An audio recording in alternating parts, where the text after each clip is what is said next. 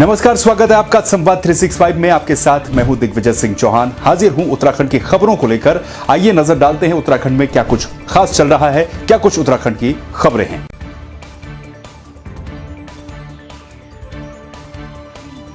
चंबा नगर पालिका क्षेत्र में स्वच्छ भारत मिशन के अंतर्गत सफाई कार्य में अपने शानदार प्रदर्शन तथा कोरोना काल में संक्रमण से बचाव एवं पशुओं को चारा राशन किट का वितरण करने वाले पालिका के कई कर्मचारियों को प्रशस्ति पत्र देकर सम्मानित किया गया।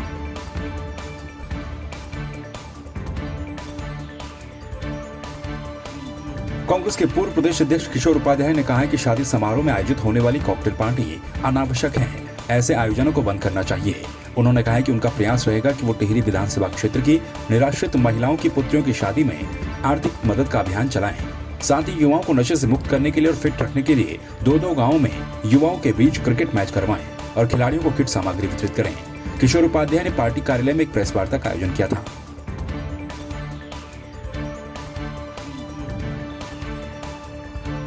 सुरक्षा की दृष्टि से आईबी की रिपोर्ट पर टीएचडीसी ने टिहरी बांध के चारों गेटों पर बोलार्ड सिस्टम स्थापित कर दिए हैं। इसके साथ ही 17 नवंबर से टिहरी डैम टॉप से बंद हुई आवाजाही भी शनिवार से शुरू हो गई। हार्ड रॉक लगने के कारण ये काम 7 दिसंबर की जगह 11 दिसंबर को पूरा हुआ। 25 दिन बाद डैम टॉप से यातायात शुरू होने पर लोगों ने भी राहत की सांस ली है। इससे जहाँ लोगों के समय की बचत होगी, वहीं बीपुरम 0 पॉइंट जर्जर मार्ग से यातायात करने में भी छुटकारा मिलेगा।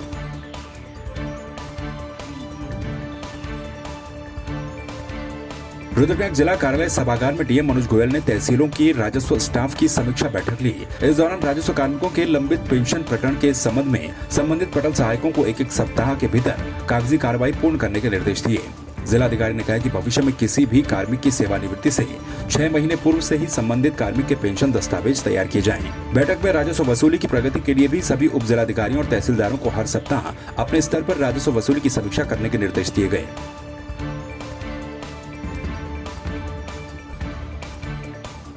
2013 की आपदा में क्षतिग्रस्त हुए नए बस अड्डे के पास बने रैन बसेरे का जीर्णोद्धार होगा।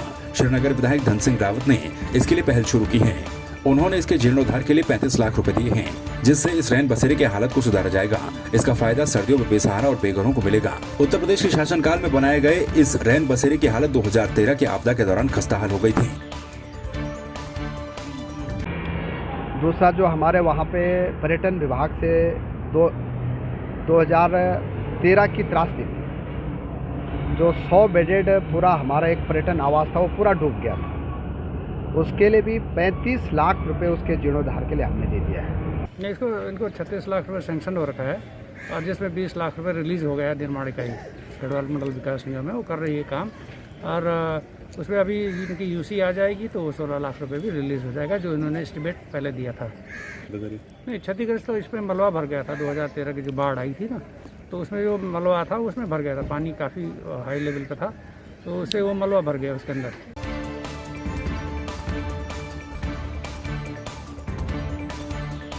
ऋषिकेश में martial art champion Shivani Gupta Rishikesh और उसके सीमावर्ती क्षेत्रों में मार्शल आर्ट को लेकर महिलाओं बच्चों को सजग कर रही हैं। शिवानी का नया प्रशिक्षण सेंटर टिहरी जिले के ढालवाला में शुरू हो गया है, जहां शुरुआती दौर में नन्हे मुन्ने बच्चों को मार्शल आर्ट को लेकर उत्साहित किया जाएगा। इस संबंध में शिवानी गुप्ता का कहना है कि अभी तक उनके द्वारा martial art training centre Dhalwala में ओपन किया गया है, जिसका उद्देश्य ये है कि ग्रामीण क्षेत्र की महिलाओं और बच्चों को आत्मसम्मान और आत्मरक्षा के बारे में बताया जा सके। महिला सशक्तिकरण के लिए समय समय पर इस तरह के आयोजन किए जाएंगे और ग्रामीण क्षेत्रों में भी महिलाओं को आत्मरक्षा के लिए सशक्त बनाया जाएगा। मैं शिवानी गुप्ता, हमारे द्वारा national martial art academy Rishikesh की ओर से ढालवाला मनी की रेती क्षेत्र में चौहान वेडिंग पॉइंट में कराटे प्रशिक्षण केंद्र खोला गया है, जिसका मेन उद्देश्य यह है कि ग्रामीण क्षेत्रों की महिलाओं एवं बच्चों को आत्मसम्मान और महिला सशक्त करने के बारे में बताया जाएगा। साथ ही जगह जगह पर हर समय हमारे द्वारा ऐसे आयोजन किए जाएंगे और ग्रामीण क्षेत्रों की महिलाओं एवं बच्चों को भी सशक्त बनाया जाएगा।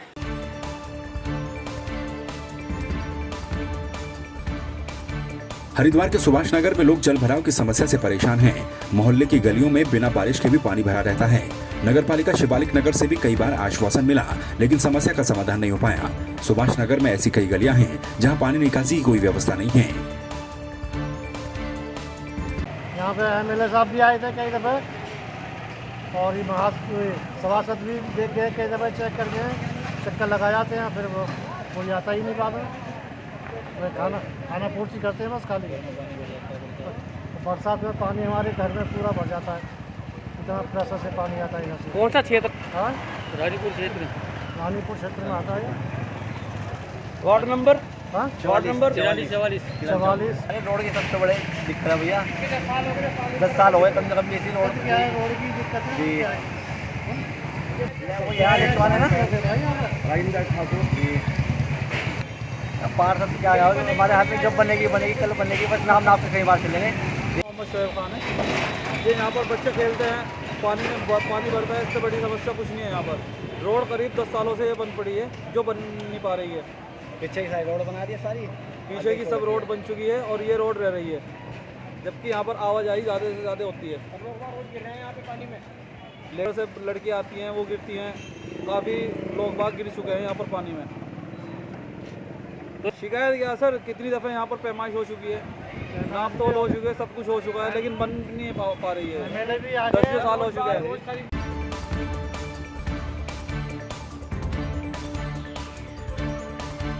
बेरीनाग के दारमा घाटी के उच्च हिमालयी क्षेत्रों में गणेश दुग्ताल और उनकी टीम के द्वारा पंचाचूली की गब्बे रिज की चोटी जिसकी लंबाई 4120 मीटर है, उस पर चढ़कर तिरंगा फहराया गया। आपको बता दें कि यह दल 7 दिसंबर को पर्वतारोहण के लिए गया था। गणेश दुग्ताल और उनकी टीम ने 3 दिन में ये मुकाम हासिल किया और धारचूला पहुंचे। और हम लोग पंचाचूली बेस कैंप 7 तारीख को गए थे हमने यहाँ से, और 7 तारीख को हम 8 तारीख को हम लोग शुरू किए थे वहाँ क्लाइंब के लिए। तो गब्बी रिज में हम गए थे, उसके बाद वहाँ 4 से 5 फीट बर्फ़ थे, बर्फ़ भी बहुत ज़्यादा था। और हम लोग फिर जो वहाँ गए थे 4 से 5 फीट बर्फ़ थे, और जो गर्ल्स और बॉयज़ थे, और हम लोग जैसे तैसे करके हम 4120 मीटर पहुँचे थे वहाँ। और झंडा, तिरंगा और हमारा जो CBDS का बैनर है, और सभी टीम वहाँ फैला के आए। हम लोग मॉर्निंग में 7 तारीख को पंचाचूली बेस कैंप के लिए निकले थे। नाइट में हम लोग 7 बजे पहुँचे। उसके बाद सेकेंड दिन हम अर्ली मॉर्निंग हम लोग दारमा वो गब्बे रिज के लिए निकले थे हम लोग। हमारे टीम के लीडर मिस्टर गणेश दुग्ताल जी थे, और हमारे टीम मेंबर में 7 लोग थे। मैं थी, मोनिका और मीनाक्षी और लकी गुंजाल। और वहाँ पे हमें काफ़ी बर्फ़ था, 5 फीट बर्फ़ थी। हमें काफ़ी चीज़ों का मतलब हमें सीखने को मिला।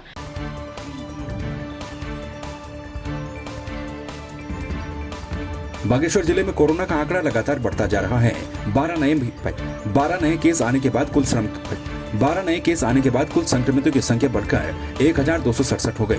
वहीं विगत एक सप्ताह में जिले में 4 लोग कोरोना का शिकार होकर जान भी गंवा चुके हैं, जिसे देखते हुए सीएमओ ने सभी लोगों से किसी प्रकार के लक्षण दिखने पर तुरंत अस्पताल आकर जांच करवाने को कहा। उन्होंने सतर्क और शासन की कोविड गाइडलाइन का पालन करने की भी अपील की। हमारे यहाँ कोरोना से 4 लोगों की डेथ हो गई है।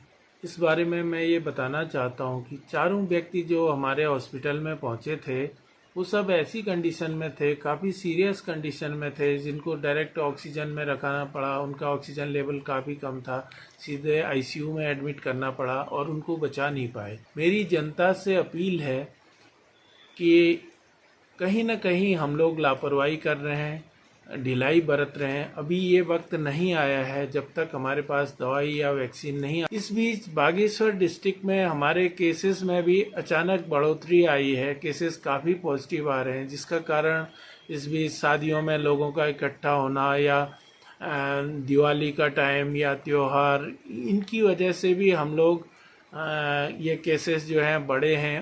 तो आपने देखा उत्तराखंड में क्या कुछ खास चल रहा है, क्या कुछ उत्तराखंड की खबरें रही। एक बार फिर से आपके सामने हाजिर होंगे उत्तराखंड की कुछ और खबरों के साथ। तब तक के लिए आप बने रहिए संवाद 365 के साथ। नमस्कार।